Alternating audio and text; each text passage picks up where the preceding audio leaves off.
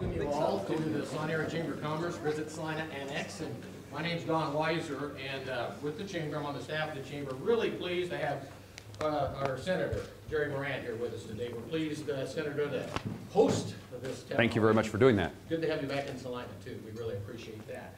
So without any further ado, Senator, as I mentioned, I've got a mic up here for you, and this comes off if you want to, and you don't have to stand behind the podium. You decide your own format here. Unless things get dangerous, I'll stand out in front of the table. We do have a microphone too, and Kane has that. So if you have any questions, if you hold up your hand and he'll bring it over, that way everybody can hear the question, and the senator, can answer the question. So please help me welcome Senator Jerry Moran. Thank you very much. I very much appreciate the introduction, Don, but especially appreciate the Salina Chamber hosting us. Glad to be back in Saline County, and delighted, I think, that you're all here. It has been a long tradition of ours to conduct what we call town hall meetings, an opportunity for, hopefully for you to hear just a little bit about what I have to say, and for me to hear a lot about what you have to say. I'm able to be here today. If you pay any attention to the news or if you're watching C-SPAN, the Senate is actually in session today, and so it's somewhat awkward for me to be in Salina while you may be wondering why your senator is not at work in the nation's capital. One, not a lot of work is being done in the nation's capital, but two, I am here today in Kansas. I left Washington, D.C., arrived this morning to attend the funeral services at Fort Riley this morning for the 5 soldiers killed in Afghanistan just a few weeks back. And I thought we might, if you'd allow me to read their names, we might all pay tribute to those 5 before we begin our town hall meeting. This morning I met with family members. I expressed on behalf of you and every Kansan, on behalf of every American, the appreciation for the service and sacrifice that their loved ones, their husbands, fathers, sons, had contributed to our country. Their names are Randy L. Billings. He was a Chief Warrant Officer. Joshua B. Silverman, a Chief Warrant Officer. Omar W. Ford, a Sergeant First Class. Peter C. Bowler, Sergeant, and Specialist Terry K.D. Gordon. And I know that when I was there this morning that it is true of Kansans that we're very grateful for the service of all our servicemen and women. Many in this room, in fact, several of the conversations I've already had come from veterans, and so we just take a moment to say thank you to those who serve our country, and particularly thank you to those who have sacrificed their lives just a few short weeks ago in Afghanistan. So thank you all very much for being here. I'm away from Washington. When I knew I was going to be at the funeral service, I wanted to see about scheduling a town hall meeting. Incidentally, Don, I tried to have this at the city-county building. Not that Don, the other Don. You're very anxious to ask a question, Don. And I discovered the rules have changed because I'm no longer city or county business. I'm no longer entitled to have a town hall meeting at the city-county building. I actually remember how this came about because during the 2010 campaign there became a controversy about whether candidates could use the city-county building, and my guess is the policy changed.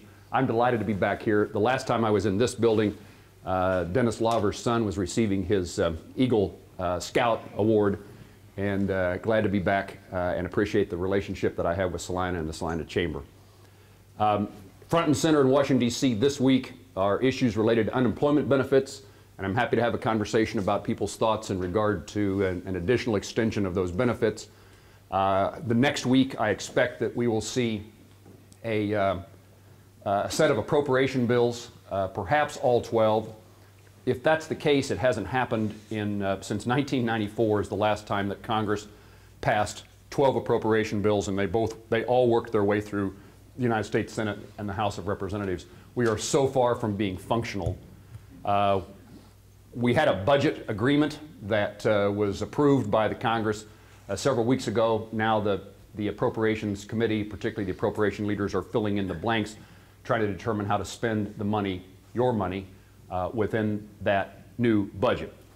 And I'd be glad to hear about your thoughts in that regard. What I am hopeful is that someday soon, Congress will have a normal budget process. The budget that we have worked on this time was approved in an unusual way. It came to the Senate floor and I didn't vote for it.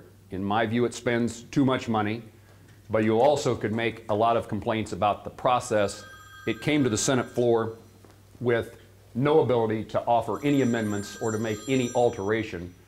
And one would think when you're spending $1 trillion or budgeting $1 trillion, you ought to have the opportunity to make some changes, including one that we found highly offensive about paying for elimination of a portion of sequestration by altering the benefits of retired servicemen and women. And we attempted several times to alter that within the budget, but no amendments were allowed. So on a overall spending, I think there's a problem with the budget.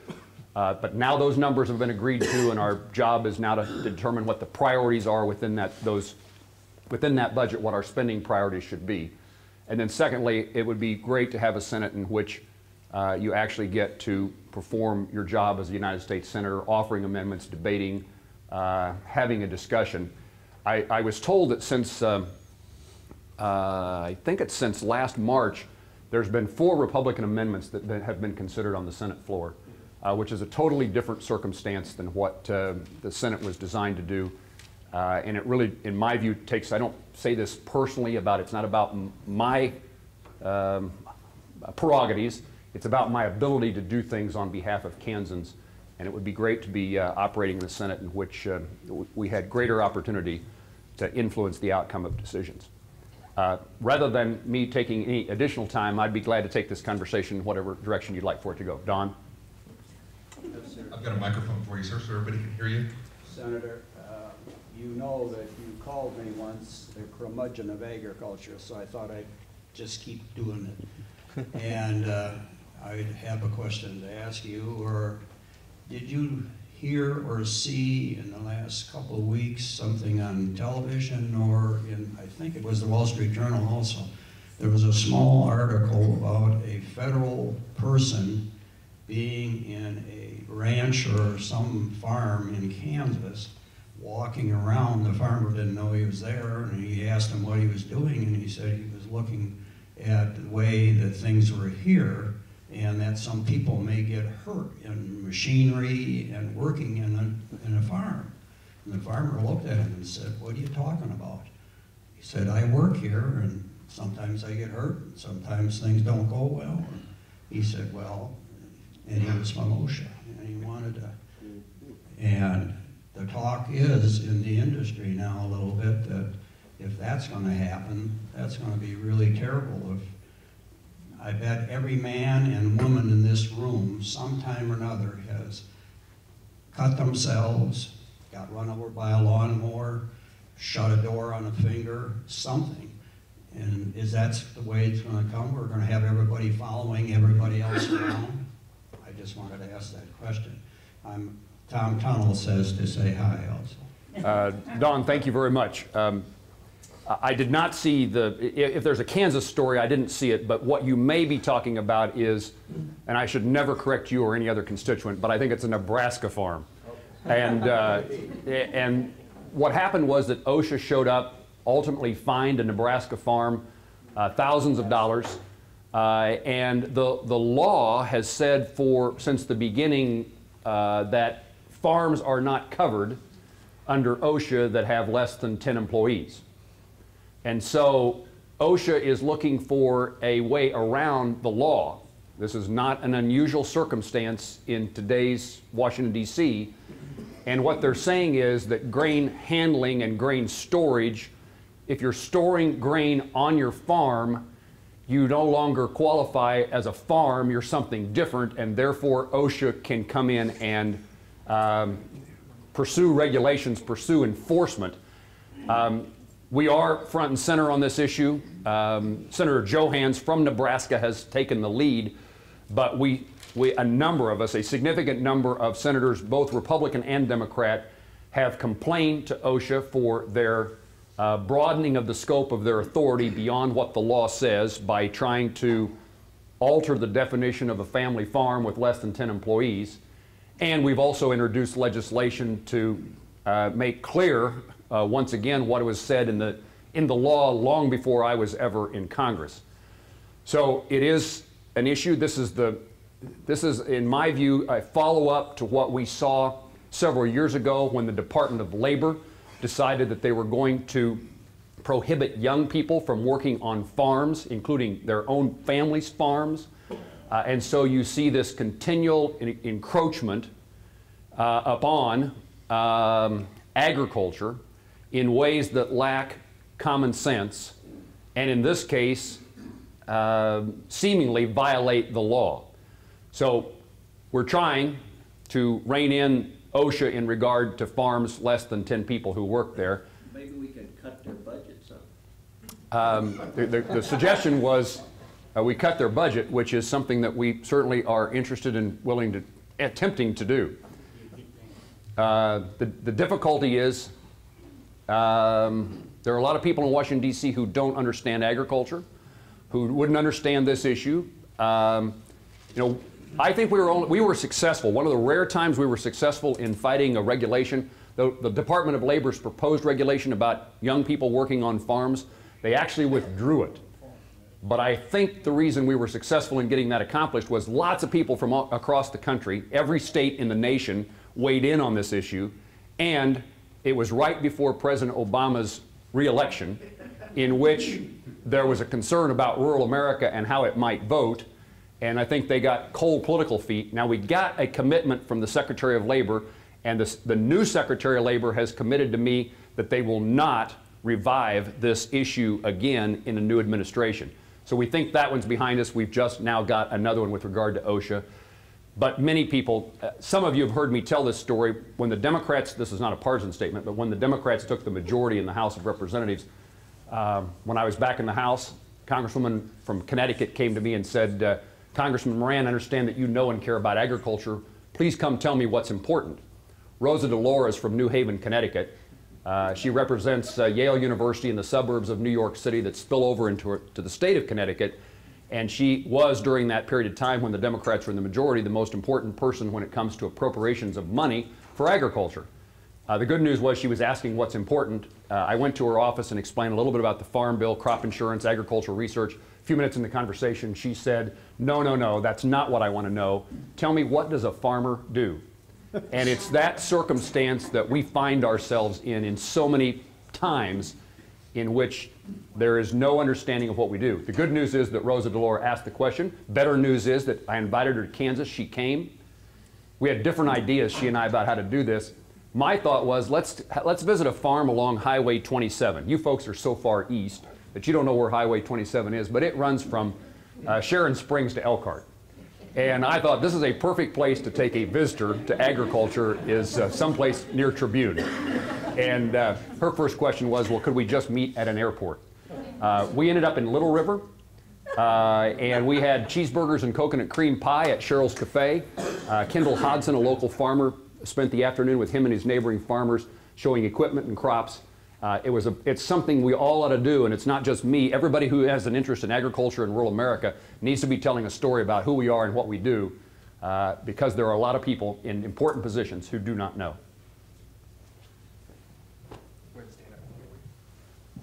I thought I got to pick who questioned me. Oh. No, I'm teasing. I'm Greg Stevens. I live here in town. Hello, Greg. And I'm in a farm partnership in western Kansas.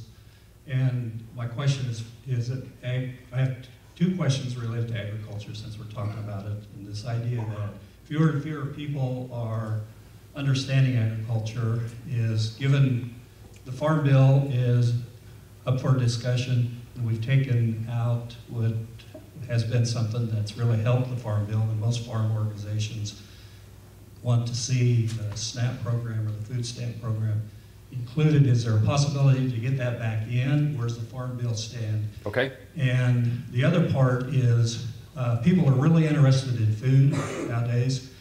There's a story about one of our major trading partners having five spiced donkey meat, where they've discovered fox and other animals in the donkey meat they're selling through a major retailer, which brings up the question of country of origin labeling. that was passed in 2008. With 95% general support, it's still at 90% support. The WTO has kind of approved, the court case here just a while back has approved that going forward. Is there a way that we can move beyond that and get cool approved, and would you support that? I like these. I've missed the days in which we talked a lot about agriculture. In the last several years, since August of 2008 or 9, it's been about health care, and I missed the days. Thank you for questions about agriculture. The Farm Bill has passed the Senate, has passed the House. The House separated SNAP or food stamps from the farm portion of the Farm Bill. A long time, just a bit of history, a long time ago, Bob Dole and others gave the jurisdiction of food stamp programs to the Department of Agriculture. Part of the theory was that there are a lot more urban folks than rural folks, and if you want to ever have a farm bill passed, you better have a coalition of people who care about what's in the Farm Bill. I still share that view and believe that it's even more important based upon the story I just described. There are fewer and fewer people, even in Kansas, there are fewer and fewer people who grew up on, or more generations removed now than we used to be, and so even our kids and grandkids know less and less about family farming, production agriculture. So there is no way, in my view, that a farm bill will pass if they're not combined. They are now back together. Both House and Senate have passed a farm bill, and a conference committee has been appointed. The agricultural committee leaders in the House and Senate have been meeting. Their staffs have been meeting. My understanding as of a conversation as of yesterday is the only holdup now is the dairy program, and they're still debating, arguing about dairy provisions in the Farm Bill. It will be difficult, and this food stamp issue, the SNAP issue, has a significant determining effect upon whether, once there's an agreement between the House and Senate, then it has to be approved again by the House and Senate. And if the food stamp programs are cut too much, then the Democrats in the Senate won't vote for the Farm Bill. And if they're not cut enough, the Republicans in the House won't vote for a Farm Bill. And so, once again, it's trying to figure out how do you, in a divided Congress with different priorities, how do you figure out how to get something to pass?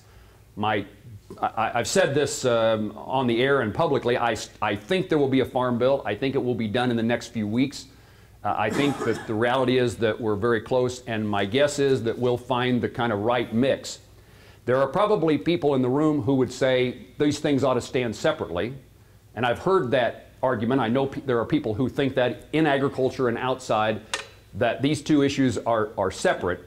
But even as a person who thinks that SNAP has to be reformed, needs to be reformed, I'm much happier, I'm in a much better position to do something about making the program better, less expensive, more effective.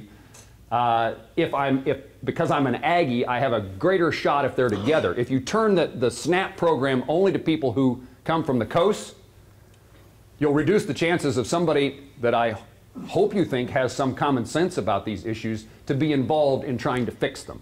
So even from the reform point of view, in my view, it would be a mistake to turn this over to, the committee on let me think of a good example. In the Appropriations Committee, I suppose that it would perhaps be in the Interior or Environment Committee. Those are people who have different points of view than we do, and it's useful for us, in my view, to stay engaged in this issue. Country of origin labeling was passed, included in the last Farm Bill. I supported the provisions. What we're talking about is, and the difficulty here is meat. It's hard to come up with how to define what ground beef, where it comes from, and so a conclusion, a compromise was reached with the packing industry and the producers. That was generally supported, although they're still griping. One side it's not enough, the other side it's too much. And the battle continues with our trading partners who keep fighting country of origin labeling and want to impose retaliatory trade actions against the United States for having country of origin labeling. I know that this is a discussion in the current Farm Bill about whether there's any modifications, and I don't know what the the latest is, and I guess in response to your question, would I support it? I support something. I supported what we have, what we put in place, and depending on how they alter it, I expect to support the Farm Bill, but I would be very interested in seeing how this affects production agriculture in Kansas. Consumers, if we ask you the question, 90-some% would say, I want to know where my food comes from. When you get to the point of how to figure out how to do it, it becomes much more difficult. And while we got corn growers here, I was going to say, while we're a wheat state, we're often produce more corn than we produce wheat. And we are a livestock state. We produce lots of cattle. And we need to be very careful that we don't do anything damaging to a significant component of the Kansas economy. But I'm interested in this topic, been supportive of the compromise in the past, and look forward to seeing if they make any alterations in it. Sir, I really didn't intend necessarily that I have to choose who, but this gentleman's already up, and he's got a checkbook in his hand. The deficit is solved. Good afternoon, Senator Moran. Good to have you here. Thank you. My question has to do with the UN Arms Treaty. Yes, sir. I've sent you several emails about it and got some responses. It appears that if that is ratified in the Senate, we are turning over a big portion of our Second Amendment rights to control of countries like China and Iran and Iraq and Russia, countries that have no interest in our citizens being able to defend themselves from either foreign invaders or potentially problems within our own country. Thank you. I share your view. The Bush administration and the Clinton administration declined to enter into negotiations at the UN about a United Nations arms trade treaty. I guess the theory is that you want to regulate the sale and the transportation across country borders of firearms. Both of those other two administrations, one Republican, one Democrat, concluded, my guess is, I don't know what their rationale explicitly was, but concluded this is not a place for us to take our laws to be determined by something called the United Nations. I share that view with both presidents. While this country will probably continue to have a discussion, a debate about firearms, Second Amendment rights, I'm much more pleased to have that discussion here in the United States than involving any of those countries you mentioned, plus the United Nations in general. We immediately saw the attack upon our freedoms and potential damage to the Second Amendment with the negotiations. I led the effort in the Senate to organize senators, both Republicans and Democrats, to oppose the arms trade treaty if it was negotiated and if it was brought to the Senate for ratification, for approval. We had enough senators, more than a third, we had 51, so more than a half, who said we will never vote to ratify and approve any treaty negotiated at the United Nations that intrudes upon Second Amendment rights in the United States. Now, one of the things that you got to realize is when we're negotiating in the United Nations, we are the only country that has a Second Amendment. And so they don't have the history, the Constitution, the freedoms, the liberties that we have in this country. And so these issues matter a lot less to people that we're negotiating with. And so there's not really a lot to gain by us negotiating with those folks. So we've opposed it. We've outlined to the administration that if they bring the treaty, there's more than enough votes in the Senate to reject it. And they took a pause, incidentally, in the negotiations. They fell apart briefly right before the 2012 elections. And then the day that the president was sworn in January of 2013, they revived the negotiations at the United Nations. There's now an agreement. It has not yet been submitted, has not been submitted to the Senate. But we then lined up the same folks, nearly the same folks, to say the same thing we've said before: we will not vote to approve this. Good afternoon. Good afternoon. I'm Kim Code. I am a local woman-owned small business. We support your Kansas National Guard soldiers. We provide medical care for their PHA assessments, which is their physical health assessments. We basically determine whether they're deployable or not, health-wise. You basically determine whether or not they're deployable? They're deployable. Okay. And we all, and I know on my end that the funding that we receive for that is based on their medical readiness. Our company, along with the support of the National Guard, has made Kansas #1 for medical readiness. So Thank you, congratulations. the problem But- is, I've been doing this since 2007. I'm a Kansas business, and the National Guard lately has been contracting with a company out of state. Is it the Kansas National Guard that's Yes. contracting? Okay.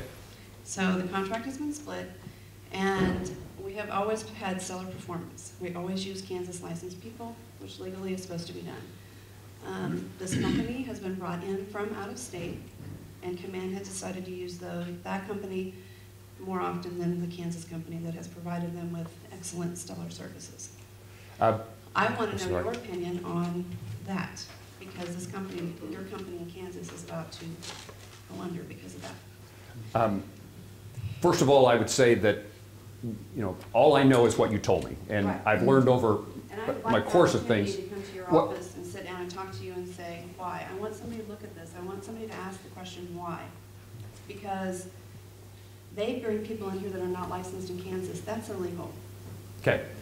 What I was going to say is that And I know you all I don't know like is this. what Yeah. you told me. Right. But I would tell you generally, I'm always I hope I'm always in support of the hometown business, that I'm in support of the opportunity for a level playing field to compete, to get the business. If there's ways that we can provide incentives or, say it differently, if there's ways that we can choose that hometown business, we ought to do it. In this case, I don't know that I have a lot to do with it. The Kansas National, you would think the National Guard, a federal congressman, but the National Guard in this case is an adjutant general appointed by the governor, who I assume he and his team, the general and his team have made this decision. What I would also suggest is that I'd very much be interested in getting our staff to sit down with you, or me to sit down with you and hear the story. We have a strong working relationship with the Kansas National Guard. We have ongoing conversations. I'd be surprised if we didn't talk with Guard leadership in Kansas nearly every week. And we'd be glad to try to find out what the problem is. You seem sufficiently motivated, and I understand why your business may go out of business. I have to spread now. At this point in time, Kansas, they were my top priority, and I've had to now go to South Dakota and Oklahoma and Missouri, which is fine, but I wanted to keep it small so I can provide them with the best care. We've opened up a dental office in Salina for them. They're right here at the training center. We're here. We're on the ground. My question was, have you had this conversation with the Adjutant General, his staff? I was kind of blocked because I'm just the contractor. All right. So maybe we can help at least accomplish That's that what I would like conversation. to do. Very good. I've tried and asked, and nobody will answer. So I'm not sure what's going on. Megan is the lady in a gray, I'll get in trouble if I don't describe this right, navy blue, it's blue. Megan Henry works for you in our office, and she is here, and I saw taking notes. Make sure that the two of you connect so that we get your name and information, and we'll follow up with you, and we're glad to try to go to bat on behalf of the local business. I appreciate it. You're welcome. Megan is here. Yes, you better come to the right, to the left over here. Oh, the microphone over, Don. Megan, I just introduced, but Megan, make sure that we send around a sign-up sheet. If I'm not spam to you, yeah, that'd be great. If I'm not spam, we do a weekly email newsletter. Can't compete with the Salina Journal in many ways, but we'd be delighted to develop that conversation by email if you want to share your email address. Yes, ma'am. Hi, Kathy Sharplaz from Minneapolis. Kathy, good to see you again. While we're on healthcare, Yeah, how do we get from agriculture to healthcare? I don't know, but we're on it now, and that's my major concern because it does affect every single one of us, farmers, non-farmers, everybody. My particular concern is I'm sure that you've been following the dozens, almost 100 now, lawsuits that are working their way through the system, suing Sebelius and the HHS for the contraception mandate. Yes. And I have been inspired as a lifelong pro-lifer and for the last several years a Catholic to see all of the non-Catholic people who are totally in support of the Little Sisters of the Poor and Priests for Life and Notre Dame and on and on and on. Hobby Lobby, very inspiring, you know, their struggle. But, and I'm a small business owner now. Luckily, I don't have enough employees to fall under the mandate, but I naturally have quite an affinity for those who do. And we're being forced, you know, people like me that have just a few more employees than I do, they're being forced to participate in something that is very morally objectionable in their mind, because even people who are gung-ho for contraception, which is most people in this country, I don't agree, but that would be most people, can see that forcing people to provide drugs that cause early abortions, the abortifacients, is a big, huge problem, I think, for most people. And I'm getting tired of waiting to see our whole fate hinging on what does this judge in this jurisdiction decide. We all know it's going to eventually end up in the Supreme Court. But the Supreme Court's been making some weird decisions lately. I don't trust them. And I don't think our fate should, on something so deeply involving of all of us as healthcare, and something so deeply involving of each of us as our personal conscience should be subject to the arbitrary whims of these various courts. And there is legislation, which I assume you're aware of, the Healthcare Conscience Rights Act. I forget the number. Yes, ma'am. I want to say S214, but I wouldn't. I don't remember numbers, but yes. Good. And I just would like to know what you are doing to help move that Healthcare Conscience Rights Act through. Oh, another aspect of that for people who may not be familiar, this wouldn't relate just to being forced to cover the abortifacients in your healthcare plans. This relates to doctors and nurses and other medical personnel being forced to, against their will, participate in abortion. And I know quite a number of doctors and nurses who will be forced out of their jobs because they will not participate in abortions. They absolutely won't. They will quit and find other work. And what we're going to see is the medical field is just no longer a career option for a huge number of qualified, capable Americans who want to be in healthcare and serve their fellow man. And I'm very, very concerned about that. What we're going to have is de facto discrimination against believing Catholics and other pro-lifers. Let me respond in the narrow and important issue you raised about conscience and being forced to do things that violate your morals, and then talk a little bit broader about healthcare reform. I'm a sponsor of the bill that you described, so I am aware of it. Believe, and here's what I was going to say. I mean, maybe this becomes a debate about abortion. I don't know. But regardless of your position in regard to abortion or government's role in that decision, I come to the conclusion, and I'm always reluctant to say that everybody who calls our office, incidentally, will say whatever position they are espousing to tell me, and everybody I know agrees with me. And then the next person calls with the opposite point of view, and everybody I know agrees with me. So I'm always reluctant to say that there's this broad agreement, but I think there is broad consensus. I believe there's broad consensus, regardless of your position on abortion, is that you ought not force, government ought not force people to violate their moral beliefs. And both issues are very important to me, but that's a different issue than the broader issue of right to life or pro-choice, whatever this phrases one uses in this discussion that goes on in our country. And I'm clearly on the side that we do not ask people to violate their morals when it comes to health care. It's a reason that health care reform at the federal level in a one-size-solution-fits-all problems is wrong. It's wrong economically, it's wrong practically, it's wrong as a matter of common sense, and now it's wrong as a matter of morals. That Washington, D.C. ought not be the place where we decide how everything works, whatever your views are, wherever you live, whatever you do.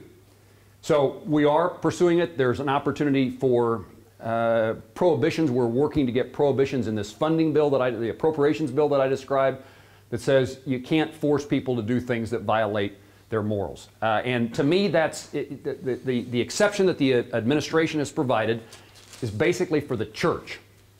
But it doesn't then deal with Catholic charities or the faith-based hospital. And so, to me, if you recognize the importance of morals within this segment, I don't know how you restrict it to people who share the same morals, but because of slightly different circumstance, they work for Catholic charities, not the local parish. It's a different outcome. That just is wrong to me. Not to mention businesses. And businesses, just individuals who have this belief themselves. So we are engaged in this issue, and you and I are compatible in our positions. Something you said caught my attention that I wanted to highlight, and it's really two things you said, broader about the health care reform bill. You're a small business and may not be impacted, except you may not be impacted directly by the Affordable Care Act. I worry a lot about somebody in Minneapolis, Kansas, and whether or not you're going to have doctors and hospitals as a result of the consequences of the Affordable Care Act. And part of it is what you said about providers, doctors, nurses, healthcare professionals. This Affordable Care Act provides more benefits than it pays for, more quote benefits than it pays for. And the end result then is that fewer dollars are going to be available to pay for health care. So we need more providers, not less. This puts us on the opposite path. And where do you think it's more likely that we will lose physicians and other health care providers than rural America? It's this, for those of you who remember me as your congressman, and it hasn't changed, one of my top priorities has been access to rural health care. How do we keep hospital doors open and physicians in our communities? And the Affordable Care Act's consequences will mean that it's much less likely that that's possible. And every time Congress and the President now suggest how to save money in health care, it's to pay the doctor or the hospital less. Lincoln, Kansas, I've visited all 137 hospitals in Kansas. I'm making my second round now as a United States Senator to pay attention to the trustees, the administrator, the nurses, the doctors, the patients, what's going on in your hospital. Lincoln is an example. I will never forget my first visit to the hospital in Lincoln, Kansas, where 90% of the patients admitted to their hospital are on Medicare. So when Medicare doesn't cover the costs, what does a community like Lincoln do? It means sales tax, property tax. Then you're put in this dilemma about how can we afford to pay more taxes, but can we afford to lose our hospital? And here's something that I think is important. All the people who live in rural America, I don't mean to single out Lincoln, but all the people who live in rural America, they paid FICA taxes. They paid Social Security and Medicare contributions throughout their working years. And they ought not be penalized because they choose to live in rural Kansas. So if you're in a city, in a city, it's different because they get a different provider mix. So there's other money coming in from someplace else, but because you choose to live in rural Kansas where many of your neighbors are senior citizens and therefore on Medicare, you may lose your hospital and your doctor, and you contributed all those years toward a system to provide for that health care. I've wondered, but it matters beyond what you just said. The Affordable Care Act, whether you are a business person, and if you care about the economy, here's another way the Affordable Care Act matters. These are anecdotes, but they're all been told to me and my staff. Down in southeast Kansas, a family that owns 3 Mexican restaurants, closing 2 of them because they want less than 50 employees. A warehouse in Lenexa who tells me they've made arrangements now with the warehouse across the street to share their employees, so you work less than 30 hours over here and less than 30 hours over here to avoid the Affordable Care Act. I said this at a town hall meeting in Garden City, incidentally, and one of my constituents said, well, those people ought to go to jail. Those people are trying to stay in business. This isn't like they're trying to deprive their employees of something. They're trying to stay in business. Here's the one, and again, for you longtime folks who've put up with me, one of the things you've heard me say is that I tell people in Washington, D.C. that where I come from, economic development is often whether or not there's a grocery store in town. Of course, they look at me like, you have no idea, I mean, what are you talking about? But I was in a little town south of Miami County, Kansas. The grocery store owner asked me not to be specific. So I'm south of Johnson County, little town, city council and Chamber of Commerce wanted to show me the good things that were happening in their community. We walked Main Street. We went into the grocery store. They were in the process of losing their grocery store. They found somebody to come in and buy it. This person invested $500,000 in updating the grocery store in this little town. And he took me aside and told me how it was working, and things were going fine. It was working for him. But he says, what I want you to know is there's a town down the road that has the same circumstance. They're in the process of losing their grocery store. I've looked at the numbers. I can make it work. I can keep a grocery store in that town. But Senator, you need to know I'm not going to do it because it would put me under the Affordable Care Act, and I can't make it work. Those are not selfish decisions. Those are practical decisions about how to survive. So whether you're a small business, in order for a small business to survive, we need a growing economy, and the Affordable Care Act is one of the most damaging things to getting the economy going again that's out there. There's a longer list, but it clearly is one of the things that keeps economy from being a good thing. I'm happy to have somebody defend the Affordable Care Act if you want to. I would just... Well, in my situation, I have to have contractors. I can't hire people. Okay. They're all contractors. And in the contract, it says that I have to have some full-time employees. How am I going to afford to do that?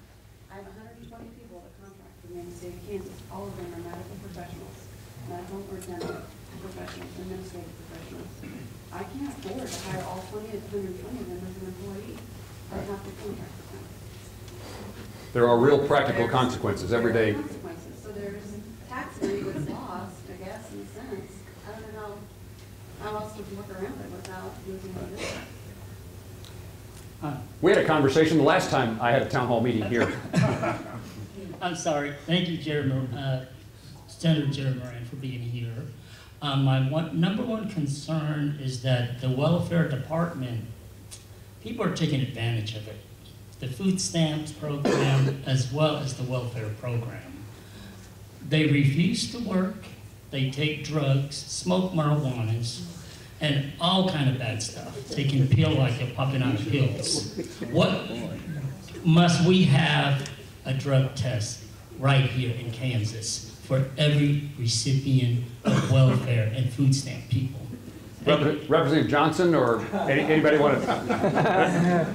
You want to add to, I think the question really is what needs to happen in Kansas for that to occur? And I don't mean to direct this question elsewhere, but you've got a couple of local legislators right here. Is there a bill in the Senate that is still moving forward on that from Senator Love? I think it's still in committee. I don't think it's even had a hearing. So there has been a discussion about requiring that drug testing. It also requires drug testing on legislators, but apparently there's something different with that. That I think that would certainly be fine as well to include that, but there actually are discussions going on about that. I just want to make sure that the food stamp and the cash assistance goes to the children, not the mother, father, who on crack and cocaine and marijuanas and beers and alcohol. There are a lot of challenges, you're right. Senator, I didn't mean to, I was trying to protect the Senate prerogative, trying to protect you. Shift the questions off to not only the state, but to the House. I think there's a general, again, I think I've been around Kansans long enough to speak with some certainty about how Kansans feel about things. And I don't think there's very many Kansans who are begrudging of people who desperately need help, who are in a temporary circumstance, whose children need help. Those are things that I think we're all willing. And I would encourage, self-responsibility is like the most important thing our country needs. We need people who are responsible for themselves and for their families. In certain circumstances, there are people who cannot solve their own problems, and I don't think that we would begrudge help, but we also get tired of seeing the abuse that comes from, so then it discourages us from being caring and compassionate I mean, I don't mean to make this personal, but when you get, you know, somebody along who is panhandling, somebody who wants something, anytime I say no, I feel guilty for days. But I don't know what it is I'm contributing to. My conscience kicks in and I want to be helpful, but then my practicality kicks in and I don't know how to do that. I think that's and it applies to our government. We want to be helpful, but we're being taken advantage of. Yes. And we have a system, in my view, that people no longer have to work in order to put food on their table. And it's through illegal activity, through programs. Again, that's not everyone. We ought to be helpful to people who desperately need help. But we need to figure out how to make certain that the system is not abused and not overused. I'm totally not, I am for helping the family to help themselves. But also, in other parts of the country, I've been around the world, we don't have access to government's money and take that money and go buy cigarettes, go buy alcohol, go buy drugs, crack, cocaine, and taking advantage of the whole system. That's what I'm saying. It's just, I was once a welfare recipient when I was a child. I know how it was, but I was only there for 5 years. There should be limits or limited time when these people should have a job training, and the mother should have worked 40 hours, the daddy should work 40 hours. It's very disgraceful to be in this country, to see people on welfare for 20 years, to me personally. Work has both economic and moral significance. Yes. Work is important. It defines who we are. I apologize for being defined by the job I have. Thank you. Sorry. I'm Gordon Orrs. Gordon. I have grandsons. You know, I'm past the kid stage now. My question is, where does it fall under where we have athletes in the school system that are starving because they can't get enough food on their plate, and we have grandkids, if you stand beside the trash can or the garbage can, that are throwing away edible food. You know, and we talk about people on welfare. You know, when there's a sandwich in a bag and you can't keep it out and give it to the food bank, you know, is there a solution? Gordon, I actually co-chair the Senate Hunger Caucus. I got interested in hunger issues in large part because I believe agriculture has the opportunity to feed a hungry world if we're given the opportunity.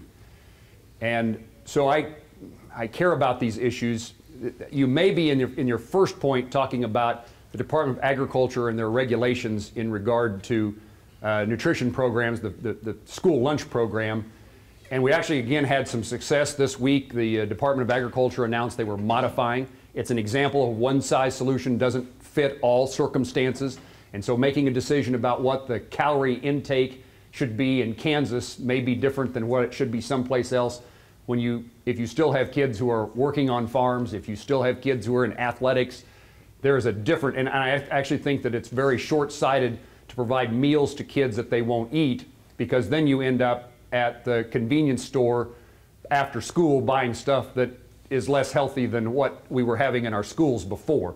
So there's been a recognition of the problems by the Department of Agriculture. A number of us weighed in, encouraged the Department of Agriculture to take a second look, and they've made some modifications in their school lunch program. I've asked to visit with school nutritionists to find out what this really means, and I haven't had those conversations yet. That announcement about the change in the school lunch program just occurred earlier this week. And then on a voluntary basis, we've been trying to, and it's working with food banks, it's working with businesses and restaurants to try to develop the system by which food that is not consumed becomes available for rescue mission in Salina. And those are practical solutions, assistance to people who need help, and it keeps us from wasting resources that we ought not waste. So yes, I mean, it's something that needs to be pursued, and it's something that is being pursued, but it's more, assuming that there's not a regulatory problem. In my view, this is not a Washington, D.C. issue. This is something that folks in Salina and Saline County and every other place in Kansas decide we're going to figure out how to match up people who need food with food that's not being consumed. Senator, I think we have... Oh, I apparently have lost control. All right. R.D. Maxey, Salina. Yes, ma'am. Your views on extending the unemployment benefits that were canceled in December? At the moment, the negotiations are ongoing about how to pay for, or whether to pay for. In other words, to provide reductions in spending over here to pay for an extension of unemployment insurance over here. Kansas provides 99 weeks. That hasn't changed. What we're talking about is longer term and an extension of a program that expired at the end of the year. I'm willing to listen to the arguments and to see what the proposed solution is. And as I say, Republicans and Democrat leaders, as of 2 hours ago, were negotiating to see if there was a way to pay for the extension. I'm generally of the view that we ought to provide the assistance necessary to get somebody back on their feet, but it ought not be a long-term provision, and that we ought to focus a lot of effort on employment training. Here's what's so troublesome to me about this issue, and if I can, this will sound partisan, if I can be partisan for a moment, but it describes Republicans and Democrats who often are looking for an issue to take into the next election as compared to solving a problem. This, in my view, this debate, certainly there are people who are impacted by the outcome of this vote.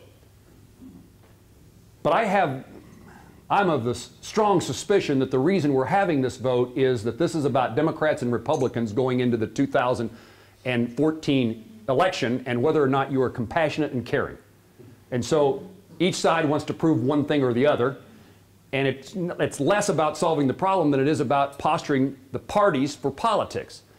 And I mean, that in and of itself is frustrating. I don't know, here's what's so frustrating to me is that what we need is not an extension of unemployment benefits, but a growing economy. And this Congress and this president has done next to nothing to change the economy. I'm all for whatever the words are, upward mobility, economic opportunity. Here, my basic premise about what my responsibility is as a citizen.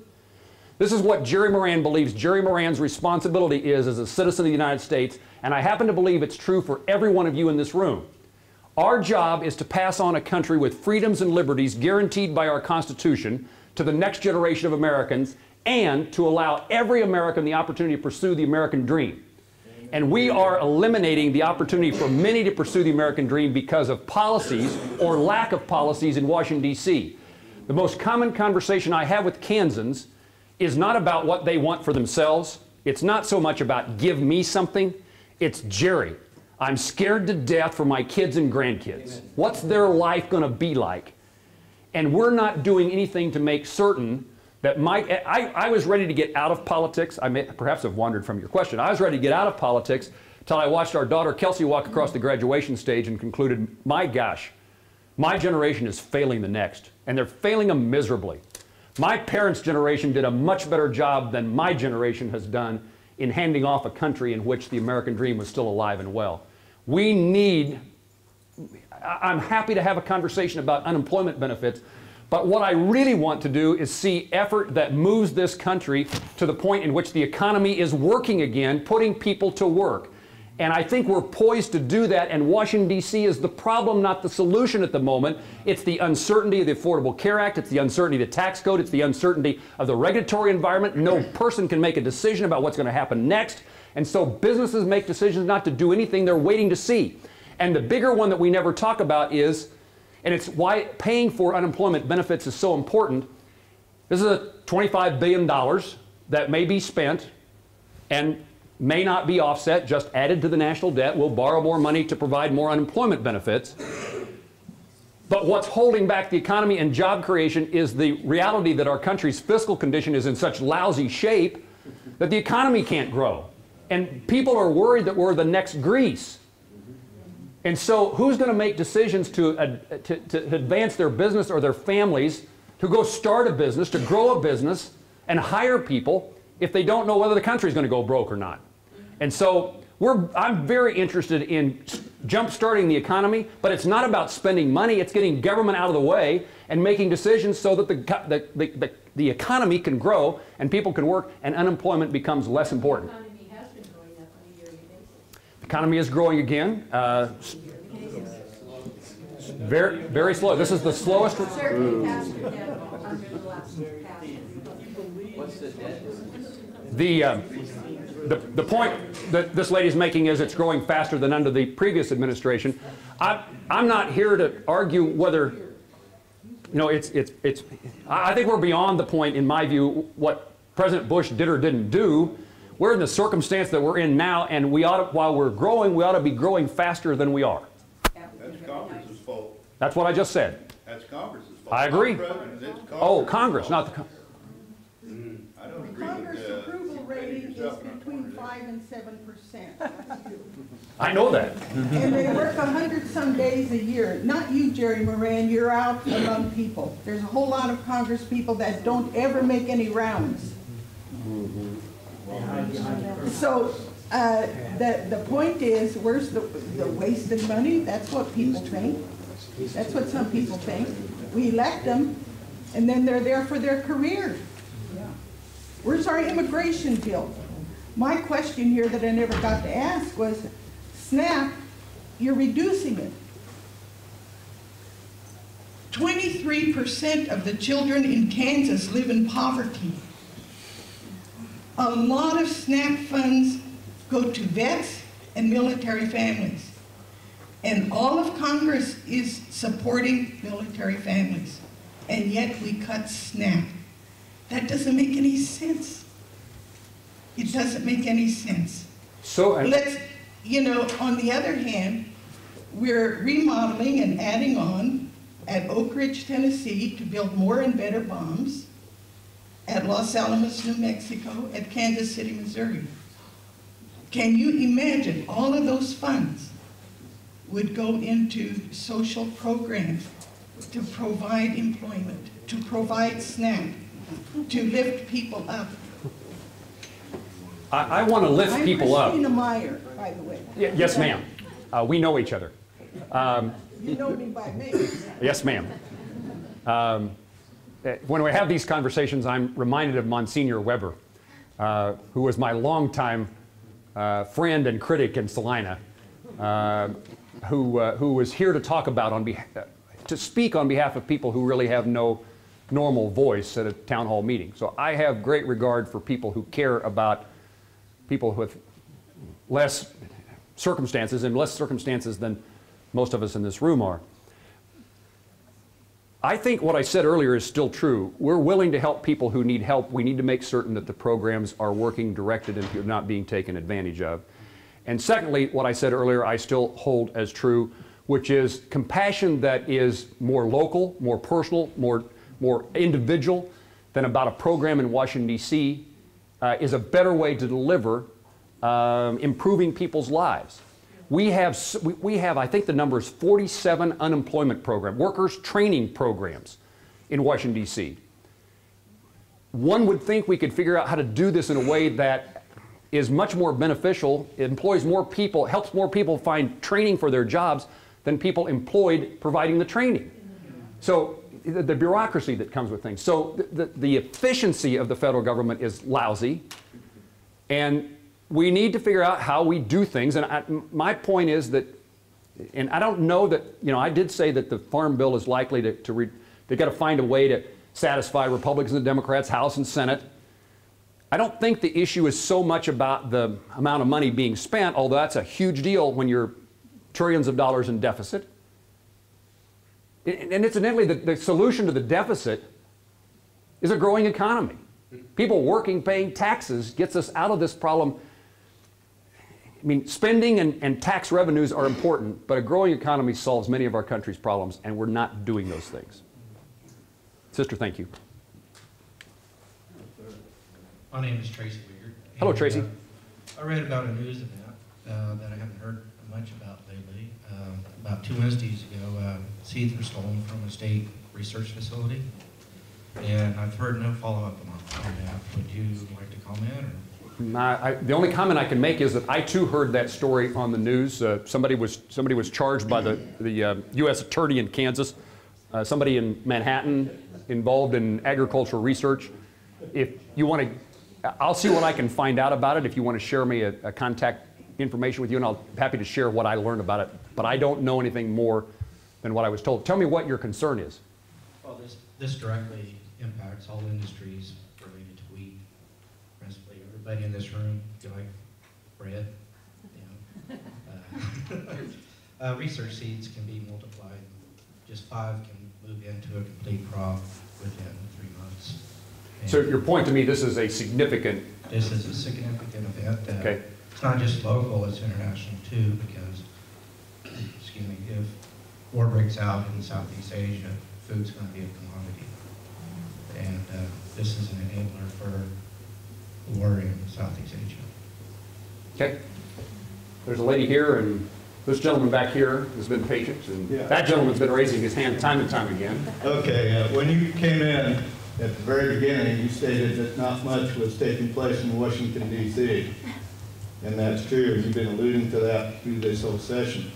And I think part of the reason things haven't been going well in Washington, D.C. is because we have a certain person named Harry Reid, who's the leader of the Senate, that's not allowing bills to be brought from one party to the other, or one part of the Congress to the other. Have you ever confronted Harry Reid personally?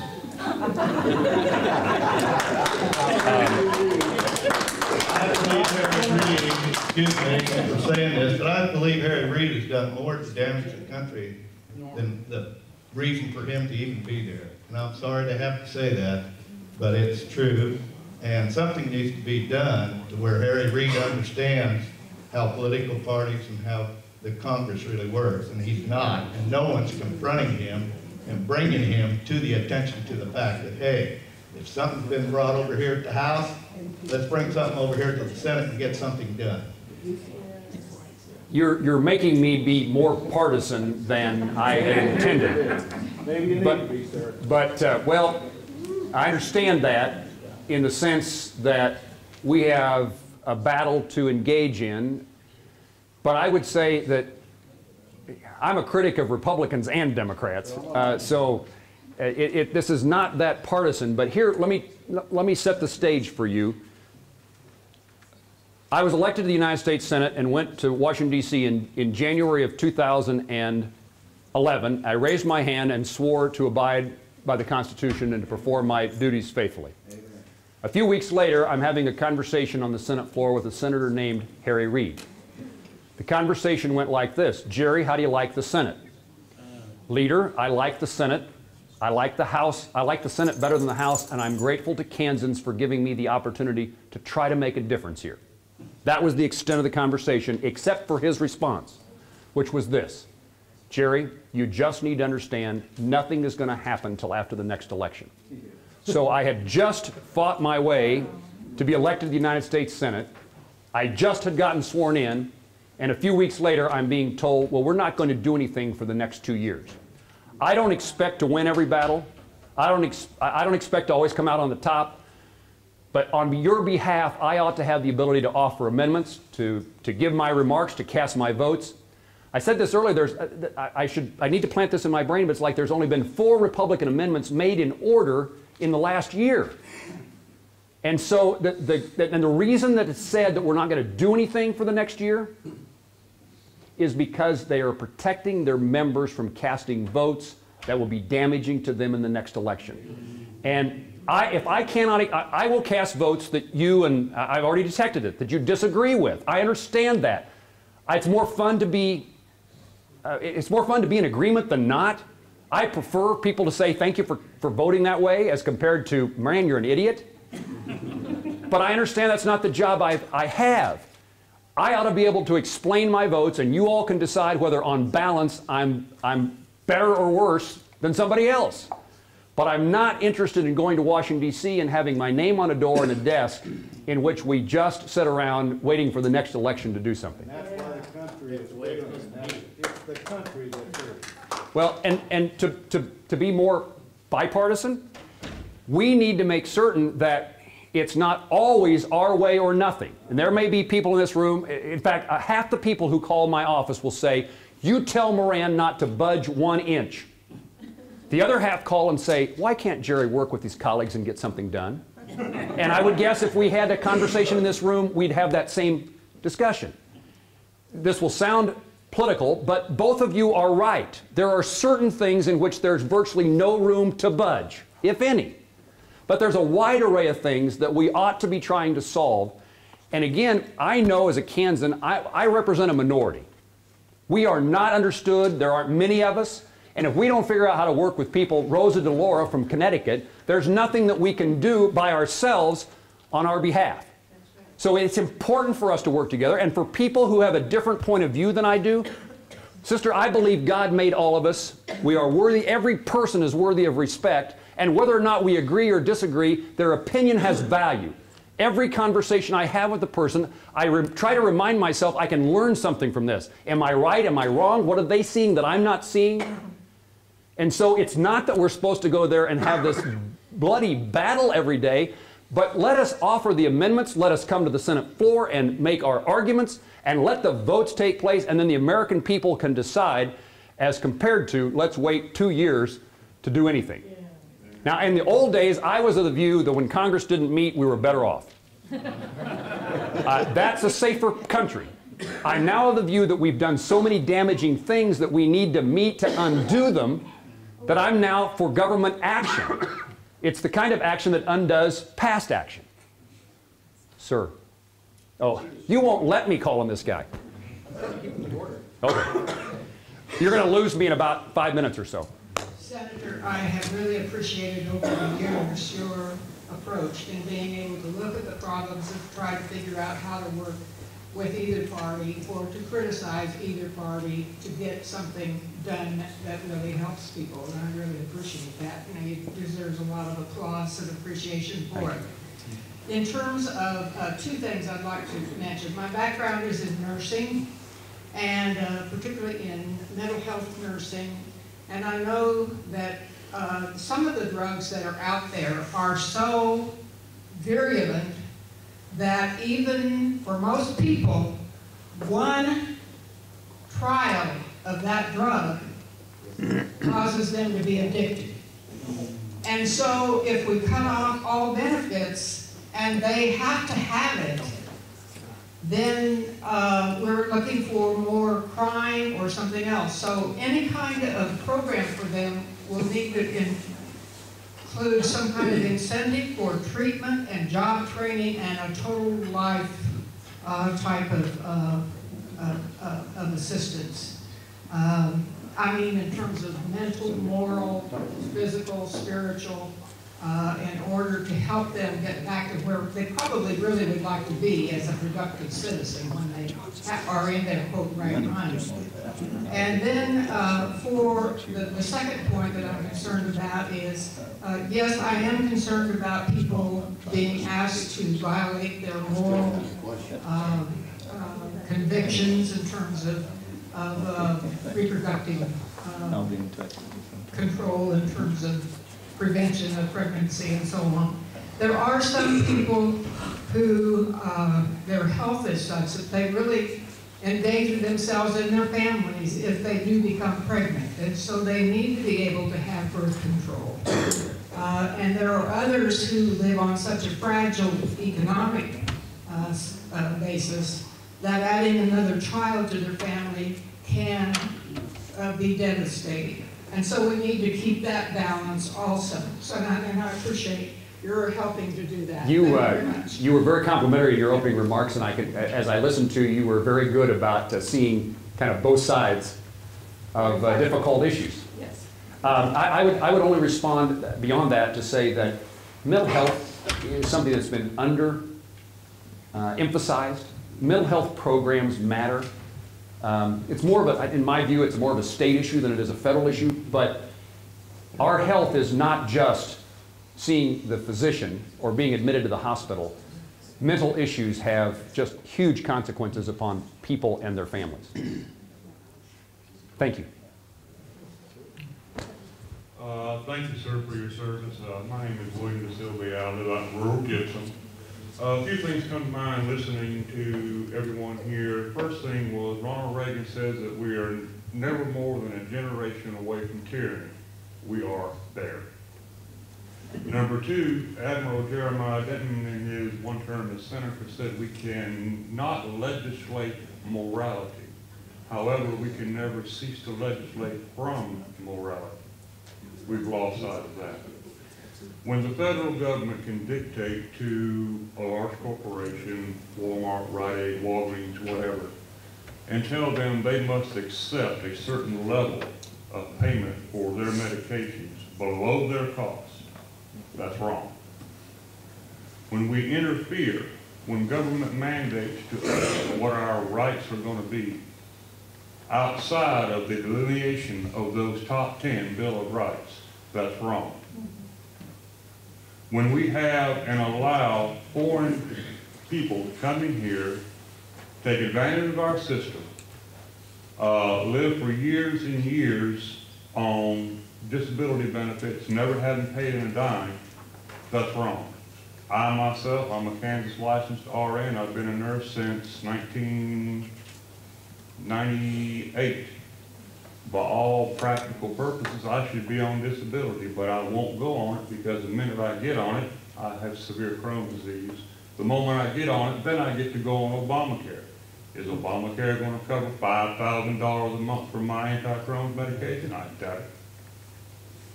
So we are really at a critical point. We have lost, with the exception of you and some other people in D.C., we have really lost representative government. We have now gone into special interest government, and that needs to halt. Thank you very much. I seem to operate under the assumption that I'm supposed to say something every time anyone talks. I would say in response that our country would be such a different place. You mentioned the 10 amendments. If the 10th Amendment would have ever been enforced and our country operated under it as, at least to me, the common words of the 10th Amendment suggest, the 10th Amendment's the one that says all those powers not specifically granted to the federal government hereby reserved to the states and the people. What that tells me that individual responsibility, tells me about local communities and states are better than Washington, D.C. Our primary responsibility is to defend the country. And again, the one-size solution doesn't fit all, and as government becomes bigger, what evaporates is our freedoms and liberties, individual opportunity. So I appreciate your sentiments. This needs to be the last one. Save the best for last. Absolutely, but we've already talked. We have, and I was having a medical issue at the time, and so I wrote out what I wanted to say, so that will make it really quick. Okay. But I do have something else I want to ask you. Yes, ma'am. My husband and I care for my elderly mother-in-law, my husband's mother. Her IQ is 60. She only gets $435 a month from Social Security. Half of that is spent in her extra medical insurance. Taking care of her is very expensive, and I don't mind doing it. But can you see in the future for people like my husband and I who are willing to take care of an elderly parent an extra tax break? Because it is currently costing me about $1,000 a month to take care of her myself. The question, there was some mumbling and murmuring going on, but the question was about a tax break for people who care for their elderly parents or a handicapped or disabled child kind of thing. And I thought that tax existed, that tax exemption existed, but it may just be that I'm a sponsor of a bill to create that tax, and I will let you, that tax reduction, I will let you know. I appreciate it. Thank you. You're very welcome. Thank you all for joining me this afternoon. I appreciate the chance to have a conversation. And I recognize people are frustrated with Washington, D.C., and thank you for treating me so kindly this afternoon despite that frustration. Thank you. When are you going to run for the president? No way.